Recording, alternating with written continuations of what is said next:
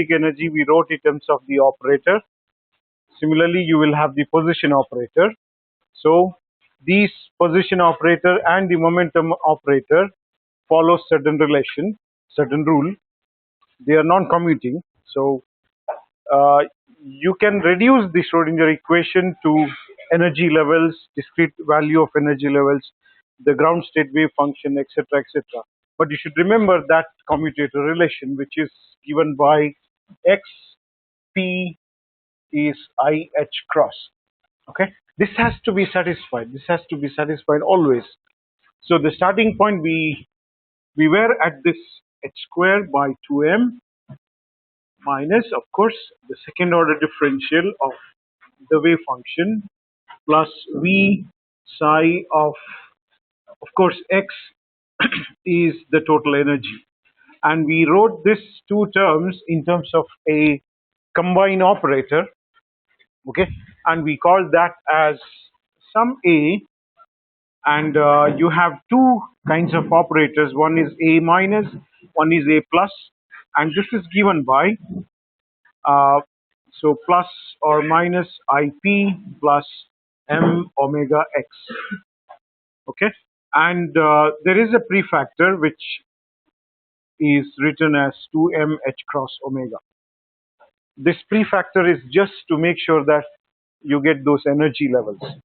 Okay, so the position operator and the momentum operator should follow this relation. Then the combination of these two should also follow certain relation. Okay, the commutator relation between A minus and A plus should also have some kind of relation. Okay, and that's what we will try to find out, what sort of relation it will have, this operator will have. And then later on we will go to the physical meaning of these operators. Okay, so the first point is to find out what is A minus A plus giving you. This is the question number one for today. Okay, what is the commutator relation between A minus and A plus? And I said you calculate the second part of the product. Okay, but we can go ahead with this. I mean, we can restart this one. So we'll start with, so what is this? This will be A minus, A plus, minus, A plus, and A minus. Since being these two being operators, A minus and A plus is not equal to A plus and A minus. Remember, similar to X and P.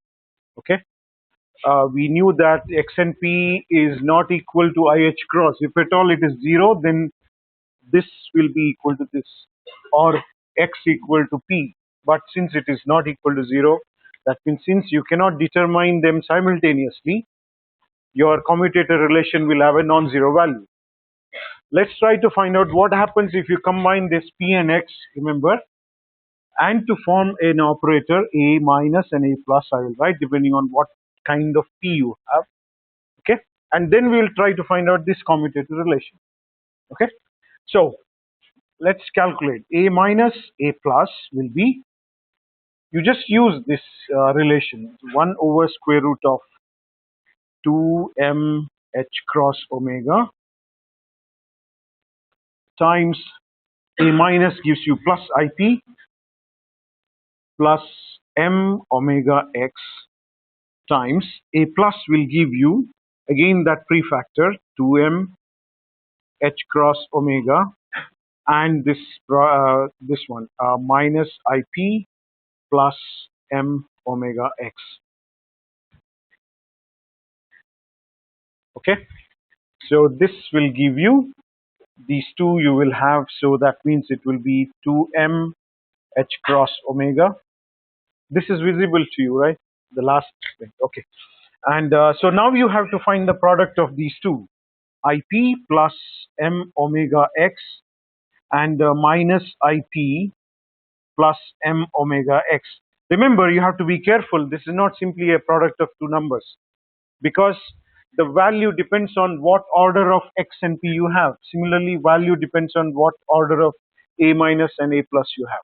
Okay, so this means I can write here this as 1 over 2 m h cross omega.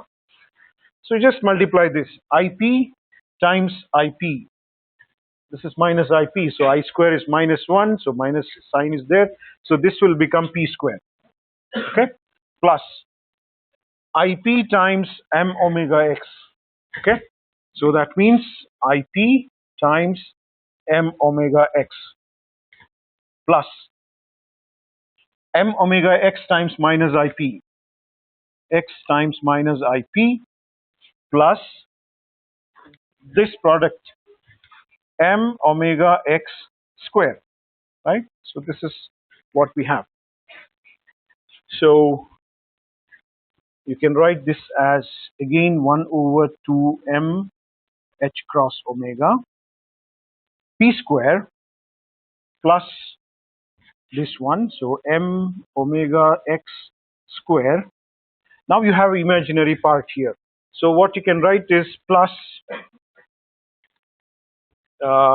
I, m and omega are common factors. So I'll take this out, m omega. So what do you get?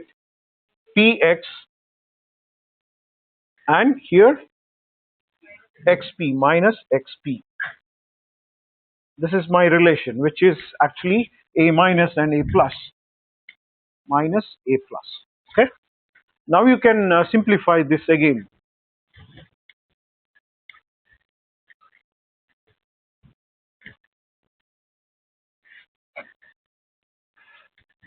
So what I need is xp minus px.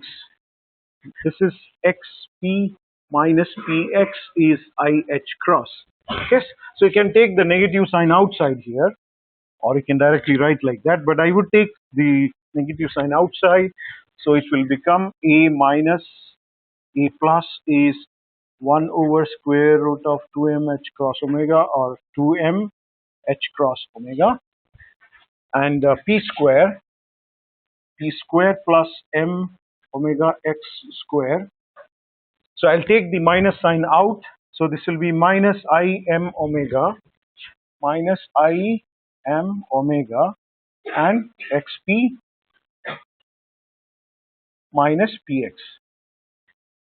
Okay.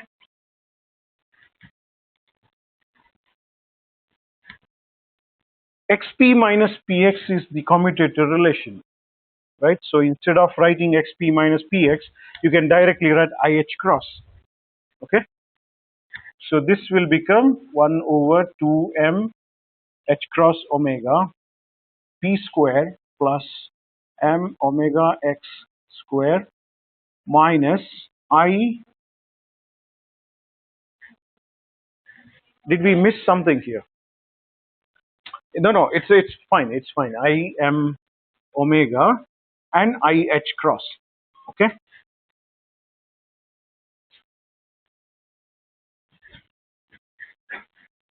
So I can separate out these two terms. 1 over 2m h cross omega p square plus m omega x square minus again the same term 1 over 2m h cross omega multiplied by I m w. Okay, you can simplify this. I square is minus 1, so this will become plus, correct? Plus m omega h cross.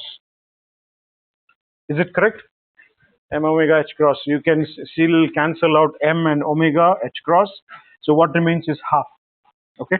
So this will be 1 over 2m h cross omega p square plus m omega x square plus half. Okay. This is my a minus a plus.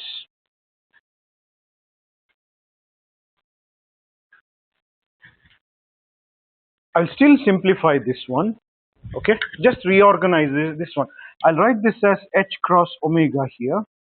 Okay, multiplied by 1 over 2m and this p square plus m omega x square plus half. Okay, it is just simplification. A minus A plus. Okay, so now you have to tell me what is this. That's energy. That's a Hamiltonian we wrote. Okay, so instead of writing like this, you can also write A minus A plus is 1 over h cross omega and the Hamiltonian plus half. Okay, so this is your relation between the Hamiltonian and the product of these two operators, or you can write it as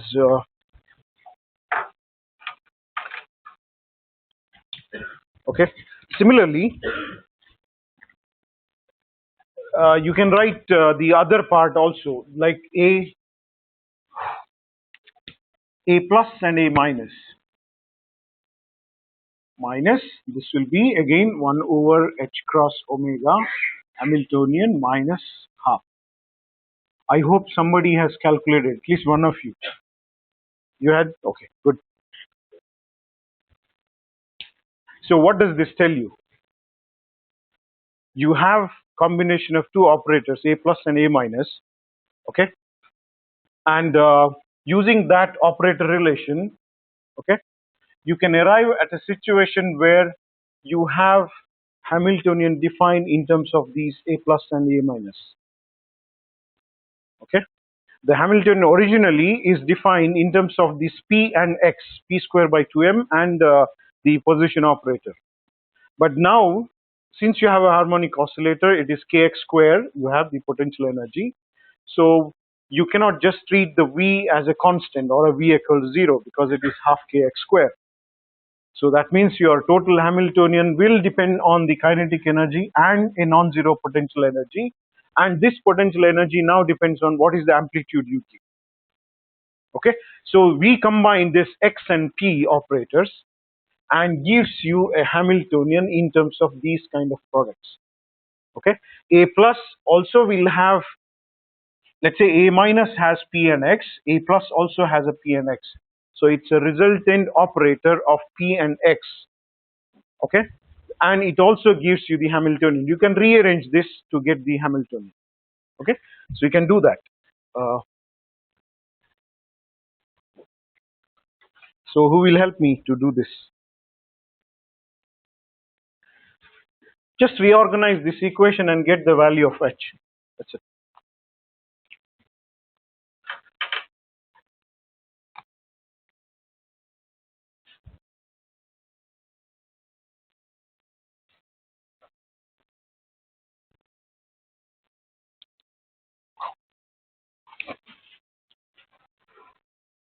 What is h telling you? So this will be, you multiply this by h cross omega and subtract half. Okay, so this will be A minus A plus minus half times h cross omega will give you the Hamiltonian.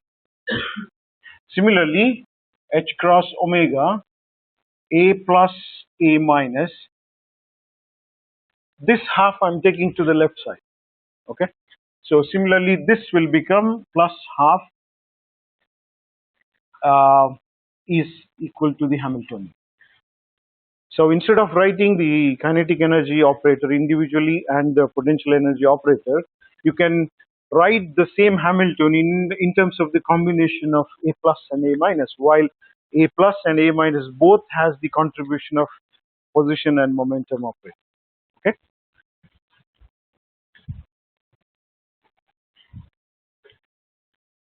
So if you have the Hamiltonian, you can always operate that on the function. If you have a Hamiltonian, you can always operate that on the function, which gives you the energy. That's what we have. The energy operator operated on the function will give you the energy values, okay, eigenvalues. So similarly, you can operate this on the function. For example, if you write h cross omega A minus A plus minus half, operating on a function should give you the energy value. It is just h psi equal to E psi. Okay. Similarly, you can also use this Hamiltonian H cross omega and A plus A minus plus half operating on psi will give you energy values. Okay.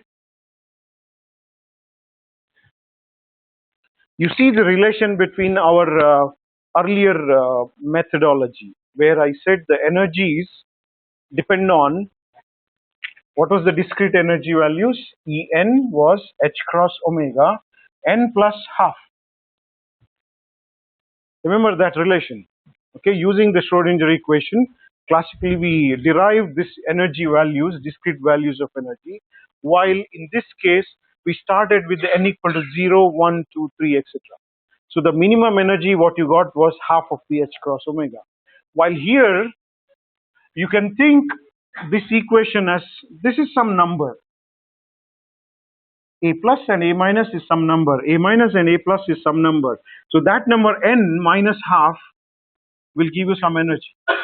This number multiplied by H cross omega will give you some value of energy. This number plus half H cross omega will give you that energy. So that means for various values of this n, this number, you'll get the series of energy values. It is just that this sequence or this discrete values of energy is not starting with equal to 0 or the minimum energy.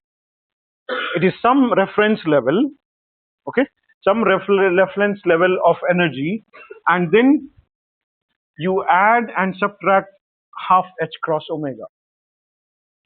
Okay, so that means you have some value of energy E naught, and then you add half H cross omega, so you will get E naught minus H cross omega, E naught minus 2H cross omega, E naught minus 3H cross omega, etc., etc.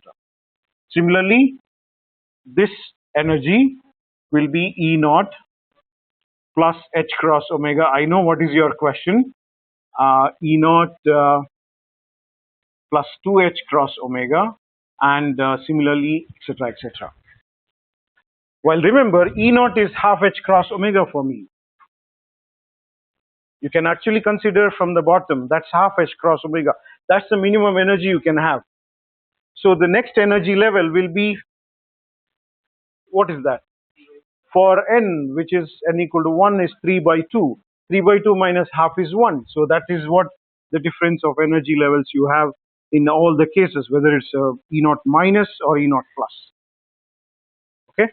It's a series of energies you get, while the reference energy is a random energy value. While in the case of the En equal to H cross omega n plus half, we started from the bottom. Okay, it basically tells you the same thing. It's a discrete values of energy with energy difference being H cross omega. Half H cross omega, 3 by 2 H cross omega, 5 by 2 H cross omega, similar sequences. Here also, the difference is H cross omega, remember. Okay. Well, you can write something else. Let's say E reference. It need not be the ground state energy. Okay. That's my energy, E naught or E reference, and I operate this energy or this function with this operator A minus. I'll get you all these values of energy. That is given by minus half H cross omega. Okay. Similarly, I operate this value of energy or this particular function with the A plus operator will give you different values of energy. Okay. While here you actually started with this, whatever the ground state it is. With this sequence, I do not know what is the ground state. Okay, that's again the second question we have to solve. What is the ground state? Yeah, because this sequence of energy levels continue to very, very large values. That means you have a reference energy, you subtract H cross omega, you subtract H cross omega, etc., etc. But there is a minimum energy for any system. So that means this sequence cannot continue arbitrarily for long H cross omegas, right? It has to stop somewhere. Okay, so that place or that value of energy where it stops, the sequence stops, is called the ground state. Okay, so our problem now is to find out what is the ground state. Let's say ground state function or energy, and you already know that the ground state energy is h cross omega, half h cross omega. Okay,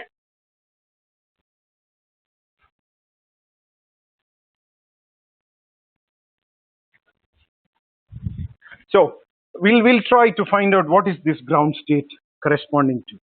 And once you have the ground state, then you can actually know what are the wave functions corresponds to first excited state, second excited state, and so on and so forth.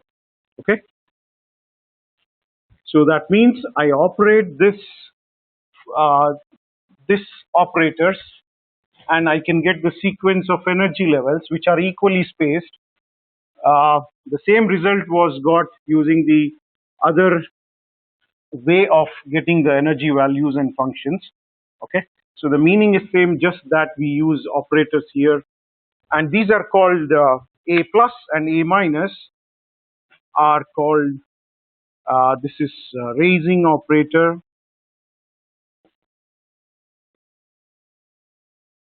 and lowering operator. That means if you have a function and you operate with the a minus, that reduces the energy by h cross omega. If you have a function and if you operate with a plus, for example, that will give you that energy plus h cross omega. Okay, and anyway, the next operation will give you again added to that h cross omega. Okay, because these are equally spaced energy levels. But a minus operator cannot be applied to the function arbitrarily to large values, because you cannot have infinite negative values. You have a minimum energy. So somehow, from the given function, you go on operating with this a minus, you should arrive at the ground state function, right? Below that, there is no energy available. That's what we found, that En is h cross omega n plus half. So for example, for n equal to 0, this is h cross omega. So whatever you do with respect to this a minus operator, below that h cross omega, you cannot go down. So that means that series has to stop. Okay,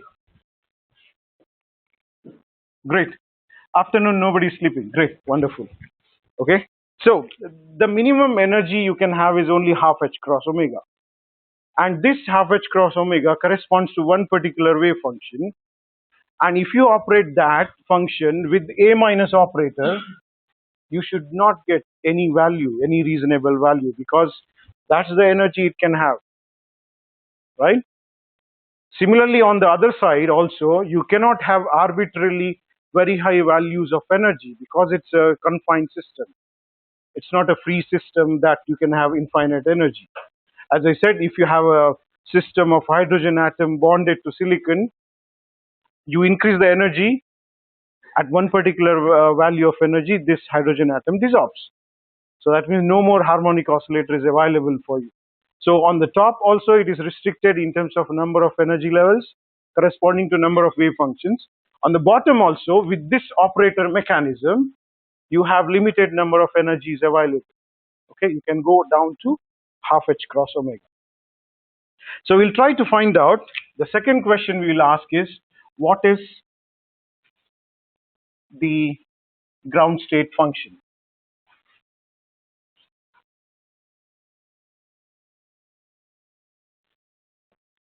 Let's call it as psi naught.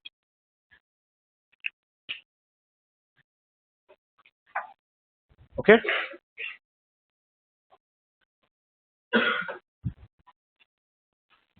What will you do?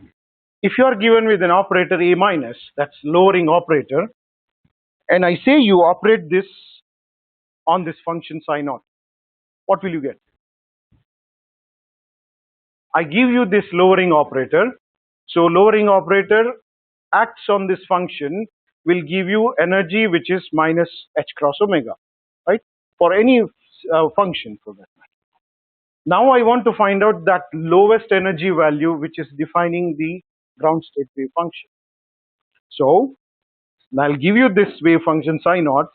I'll give you this lowering operator. I'll ask you to find A minus psi naught. That means I'll ask you to find or ask you to operate this operator on this ground state function. What will you get on the right side?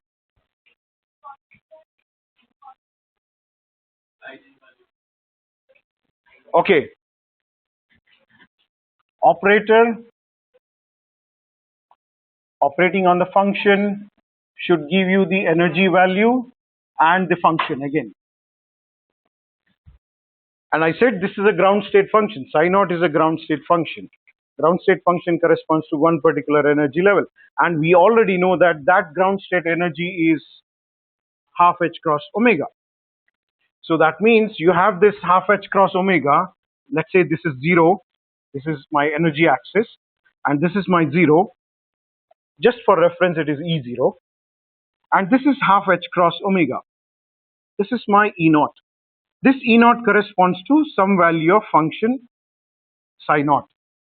So that means you can write the Hamiltonian operating on the function will give you E naught and the function.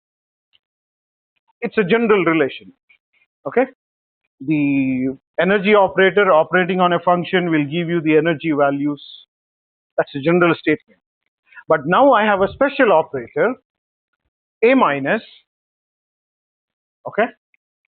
I will tell you that you operate this operator on this function. So my question is, what is the eigenvalue you get?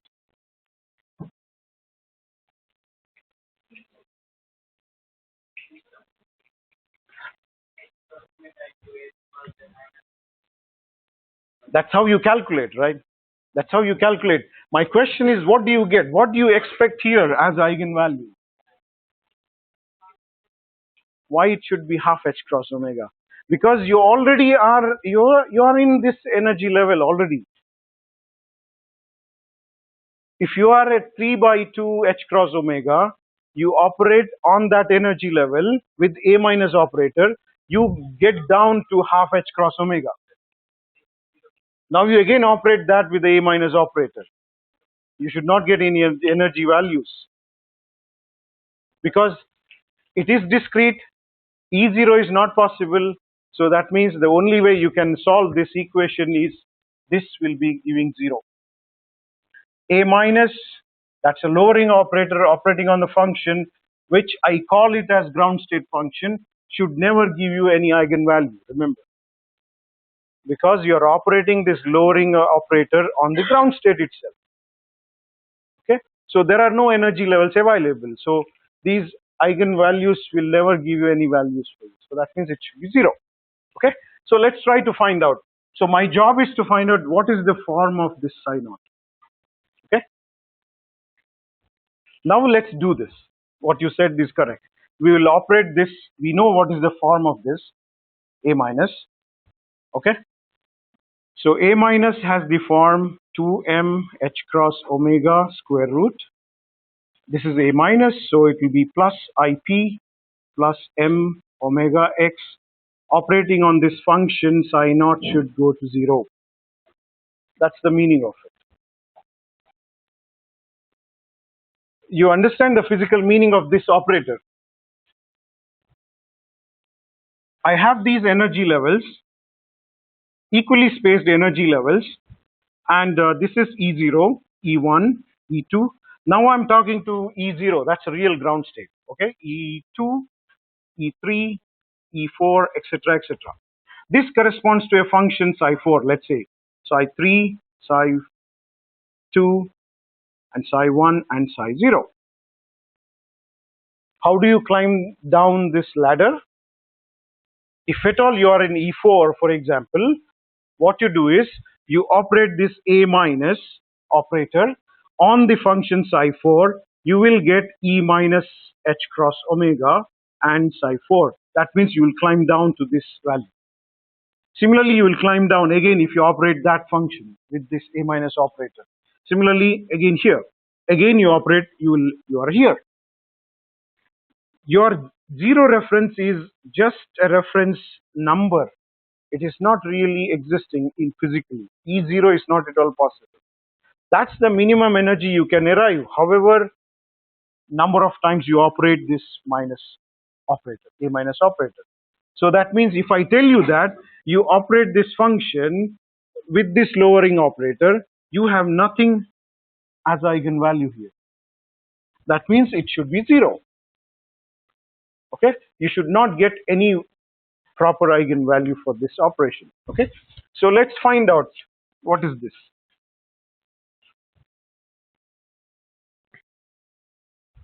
So this actually tells you just cross multiply, this becomes 0 here, so it will be IP plus m omega x psi naught. Remember, this is operation, it's not simply multiplication. Okay, p and x are operators here, so that means I p psi naught plus m omega x psi naught should be equal to 0. Okay, p is an operator and x is also an operator. What is the momentum operator we have? Minus I h cross del by del x. You just substitute there. Okay, so this will become I times minus I h cross, okay, del psi naught by del x plus m omega x psi naught should be equal to 0. Is it correct? Yes. Okay. Of course, this is the product. So it is minus IH cross this one. Okay.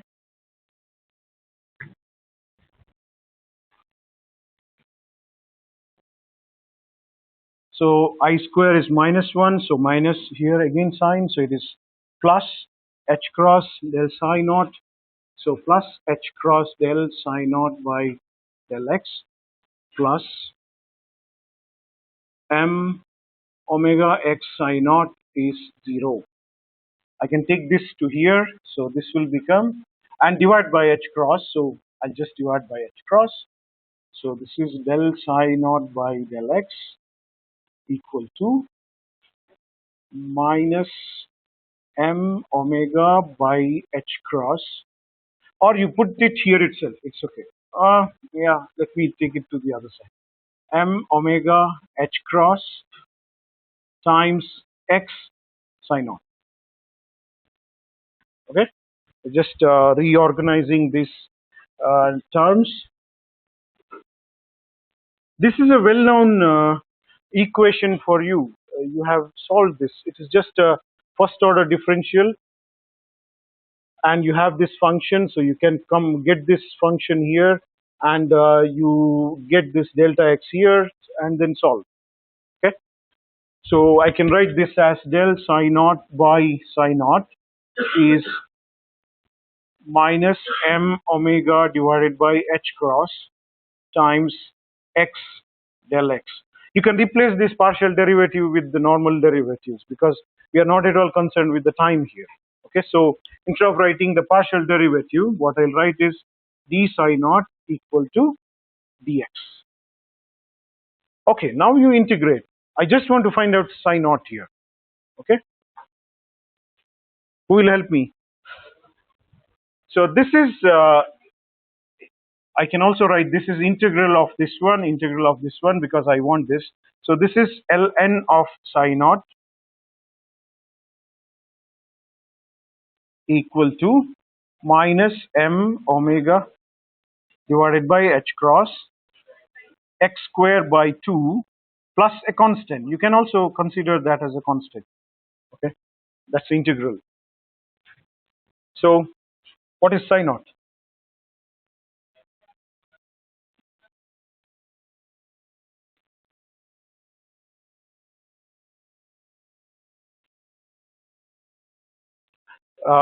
So this will be e power minus m omega 2h cross I'll write this as this one multiplied by x square, and this also again gives you an exponential term. You can find it, and you can actually write this as psi naught equal to a constant times this one. Okay, so what you got as the ground state as psi naught as a constant a e power minus m omega 2 h cross times x square. Please check whether there is a factor of 2 here remaining.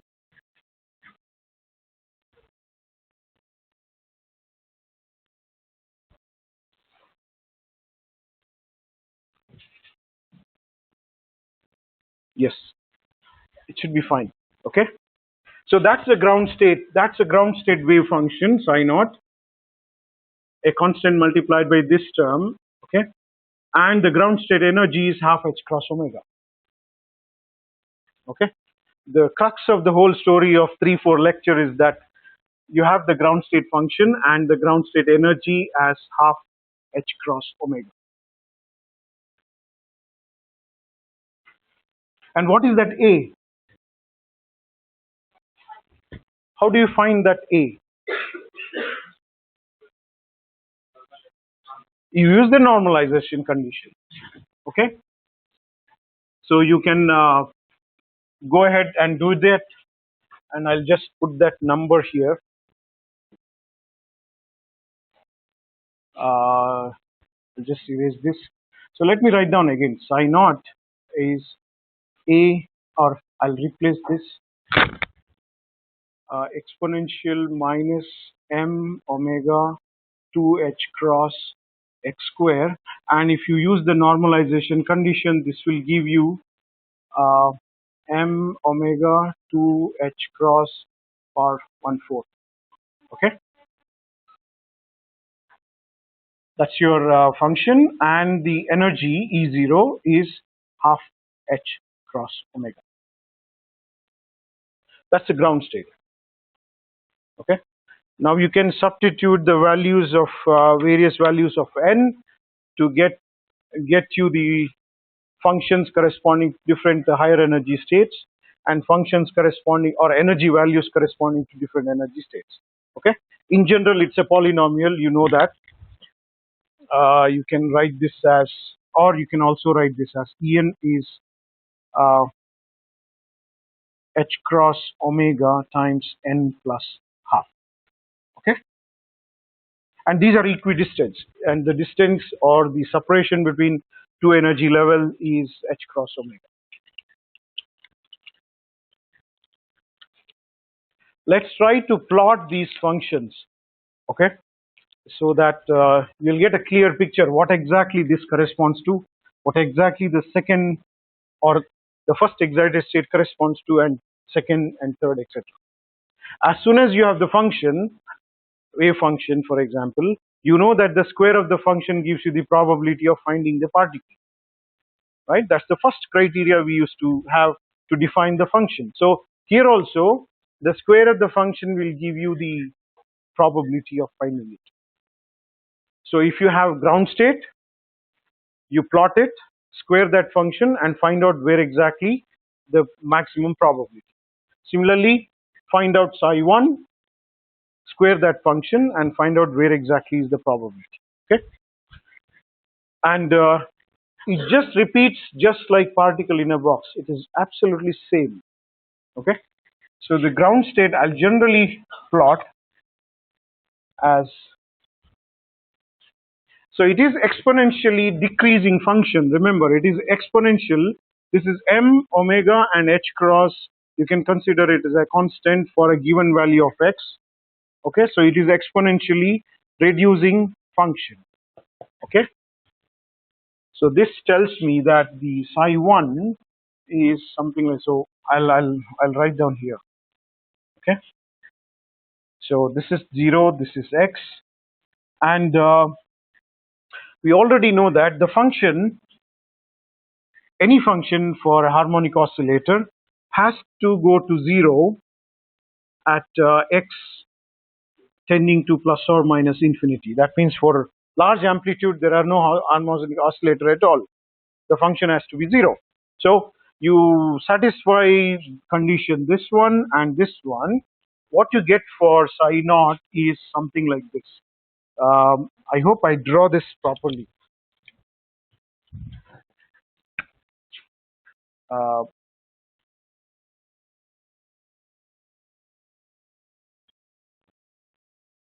Something like this, okay?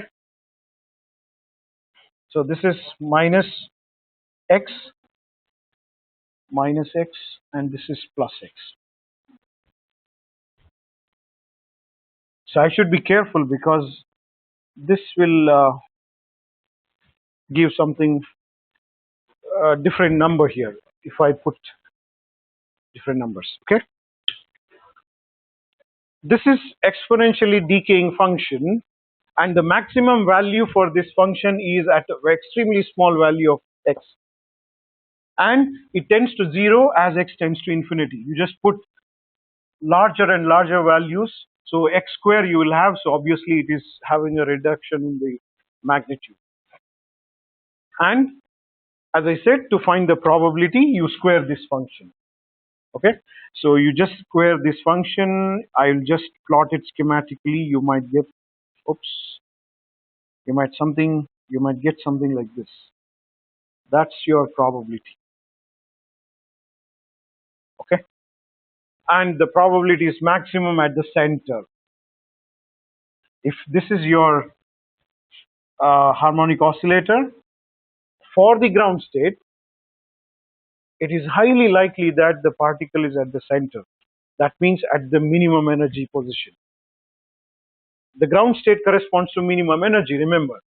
So that means you have maximum probability. So this is psi square, psi square x, and this is my function. So the maximum probability is at the lowest energy position. That means at the center. This is classically also it is same, you know. If you put a marble in a bowl, for example, the lowest energy position is at the bottom of the bowl.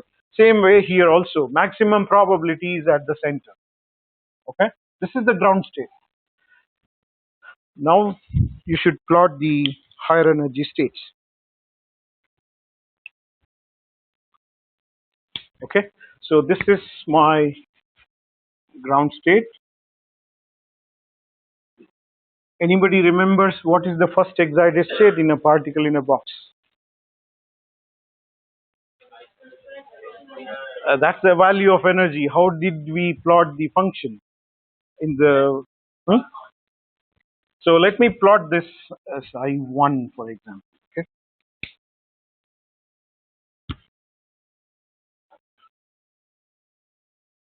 So again, I'll go to 0. This is x. This is minus x. And for remember 0, 2, 4, etc. in the harmonic oscillator case, we call them as even solutions. Go back to your notes, and where did we write down these even solutions?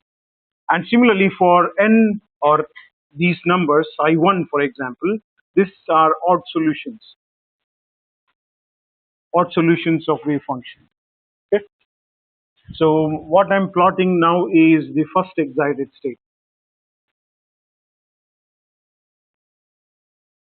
How was the excited state in the particle in a box? Can you plot? And once you plot the wave function, you also know exactly the probabilities. You draw here, it's okay. Square well or any well with the infinite potential energy.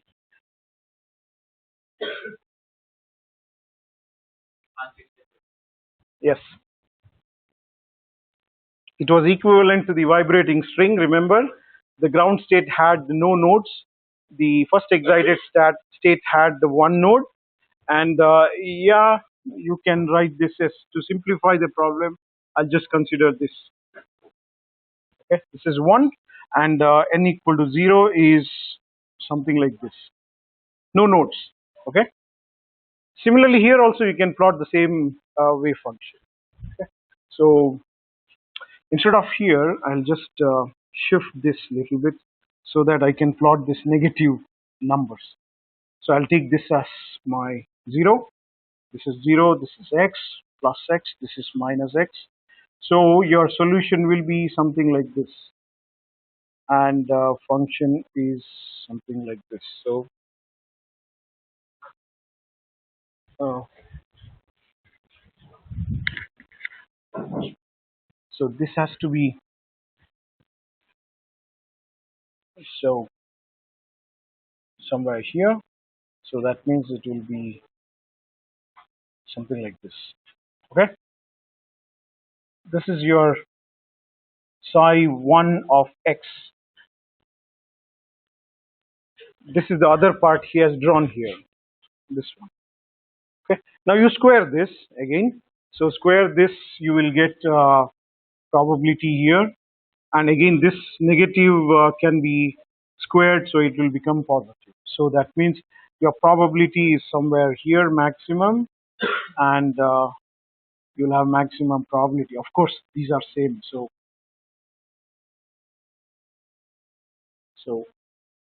I'm assuming a symmetric potential, so this will give you the, so that means it is highly likely that it is somewhere here and it is somewhere here, same way. Okay. So you can plot like this if you know the functions at various energy levels. Ground state, and this one has one node, just like here, for example, this is a node. So I'll also have a node here and two probable positions for the first excited state. You can also go to the higher energy state, two nodes corresponding to three positions, probable positions, and so on and so forth. Okay. The only difference with this picture, the infinite potential picture, and this picture is that, remember, this is my extension of the amplitude. This is my extension of the amplitude. Okay. Now I have a non-zero value of the function even beyond the potential well. That means this directly tells you that it can come out of this potential well. That's a particle tunneling. So if you define a potential well something like this, harmonic potential for example, or harmonic oscillator, then the function is not zero beyond the potential barrier. That means the square of this function is also not zero. Square of this function not zero corresponds to a non-zero probability of finding this particle outside the barrier. Okay, while this function went to zero, this function went to zero at various values of energies, so absolutely no possibility of finding it outside the box. Okay, yeah. Any questions?